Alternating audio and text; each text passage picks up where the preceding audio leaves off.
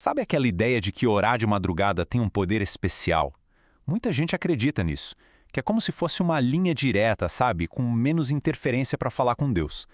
Mas será que essa ideia tem mesmo um fundamento bíblico sólido? Pois é, a pergunta central é essa. Será que existe mesmo um segredo espiritual, uma vantagem para quem ora antes do sol nascer? A resposta pode estar sim, numa passagem bíblica bem conhecida, mas talvez de um jeito que a gente não imagina. E aqui está o famoso versículo, Provérbios 8, versículo 17. A segunda parte, essa que fala, os que cedo me buscam me acharão, é quase sempre entendida como uma promessa para quem ora na madrugada. Mas será que essa interpretação conta a história completa? Ok, vamos mergulhar nisso. Para entender de verdade o que essa passagem quer dizer, a gente precisa olhar para o versículo como um todo. A chave para desvendar isso está em conectar as duas partes, e não olhar só para uma delas. Olha só, o versículo tem duas frases bem claras. A primeira é uma declaração de amor. A segunda, uma promessa de que quem busca, acha. O foco da galera geralmente vai todo para a segunda parte, a de buscar cedo. Só que é a primeira parte que, se a gente atribuir a Deus, cria um problema teológico bem grande. E aqui está o conflito.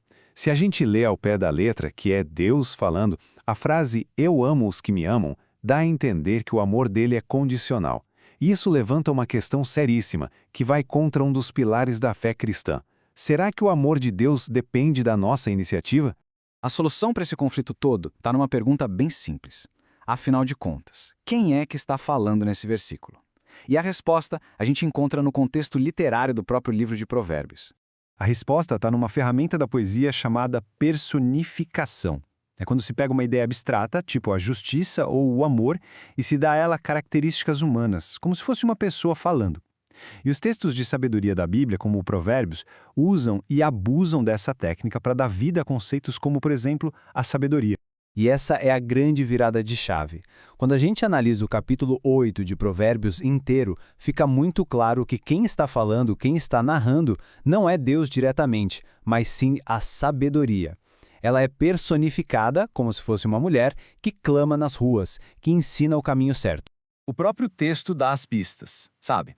Em outros versículos ali perto, o texto diz que é através da sabedoria que os reis governam, e que a própria sabedoria foi criada lá no início dos tempos.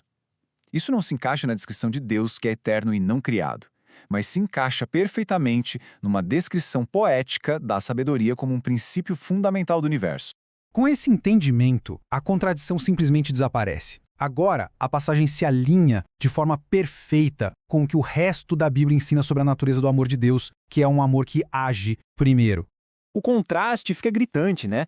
De um lado, a interpretação equivocada, que sugere um amor que responde, que é reativo. Do outro lado, a verdade central do Evangelho, que afirma que Deus ama primeiro, antes de qualquer resposta nossa. A diferença é fundamental. E talvez o versículo mais conhecido da Bíblia inteira reforce esse ponto de uma vez por todas. O amor de Deus não foi para um grupo seleto que já o amava de volta. Foi para o mundo. A iniciativa do amor é sempre dele. A ideia de que ele só ama quem o ama primeiro contradiz essa verdade de forma direta. Certo. Então, o que tudo isso significa na prática para a vida de oração? Se o versículo não é sobre um horário especial, como a gente deve encarar a prática de orar, seja de madrugada, de tarde ou em qualquer outro momento? E aqui é importante deixar uma coisa bem clara. Orar de madrugada é errado? De jeito nenhum. Pelo contrário, pode ser um hábito incrível, super saudável e recompensador. O problema não está na prática, mas na lógica meio supersticiosa que às vezes é usada para justificar. Algumas das justificativas que a gente ouve por aí são, na verdade, bem complicadas. A ideia de uma fila menor para ser atendido, por exemplo, poxa, isso limita um Deus que é infinito, que está em todos os lugares ao mesmo tempo. E mais, ignora um fato científico básico: a Terra gira. É sempre madrugada em algum lugar do mundo. A fila nunca diminui de verdade. Então, o ponto crucial é este. Provérbios 8:17 não é um manual de instruções sobre o melhor horário para orar. É um chamado poético, apaixonado para a gente buscar a sabedoria com diligência, com prioridade, como a primeira e mais importante tarefa do dia. Isso tudo nos leva a uma reflexão final, muito mais profunda.